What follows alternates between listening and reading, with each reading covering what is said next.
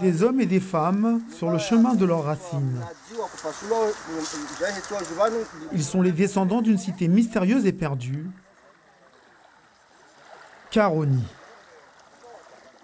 Entre 50 et 60, on vivait ici. Les jeunes descendaient ici à la plage de Karoni pour se baigner. Et puis on regardait beaucoup l'îlot de Karoni. Ensuite, on est parti chez nous à Mjazia parce qu'on vivait là-bas. Mais j'ai eu la chance d'être né ici à Karoni. Une photo de famille pour les descendants de Karoni, de grandes et petites terres.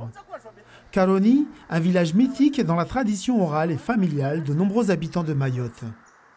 Karoni est un ancien village qui a été frappé par une épidémie et les habitants sont dispersés sur toute l'île. Initialement, ils venaient de Polé, puis Dzaoudzi, et pour débarquer à Karoni.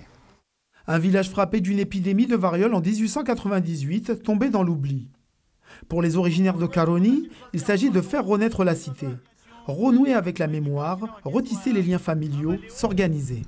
Nous, on a entendu que le Karoni est disparu, mais le Karoni est là, il existe, on est là. On va se réunir, on va parler beaucoup de nos ancêtres, surtout en leur envoyant un peu de fatiha.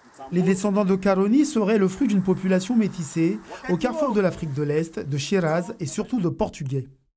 Quand on évoque l'image des Karoni, ça renvoie directement à cette souche, cette frange de la population mahoraise qui manifestement viendrait directement du Portugal en passant par le Mozambique. Parce qu'effectivement, non seulement de façon générale, on retrouve pas mal d'éléments de la langue portugaise dans notre langue mahoraise.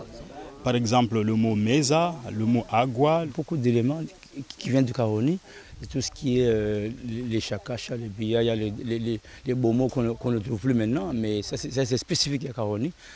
Une cérémonie commémorative qui a vu la présence de toutes les générations. Ma grand-mère s'appelait Moirossi, et c'est moi qui ai pris son nom, Moirossi. Et Moirossi, sa mère, qui est née ici, s'appelait Mwanamimi Selemani. Et quand il y a eu la maladie, Moirossi était enfant.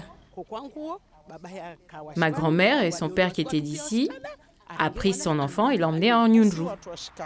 Nous sommes des enfants de Karoni. Et c'est pour ça que c'était important qu'on soit ici.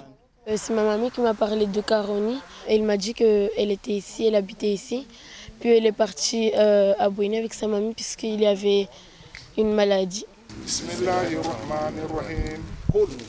Une fatiha de fermeture en hommage aux ancêtres karoniens a clos cette journée commémorative en attendant l'organisation future d'un grand chidjabouy à Karoni pour tous les descendants de Karoni à Mayotte.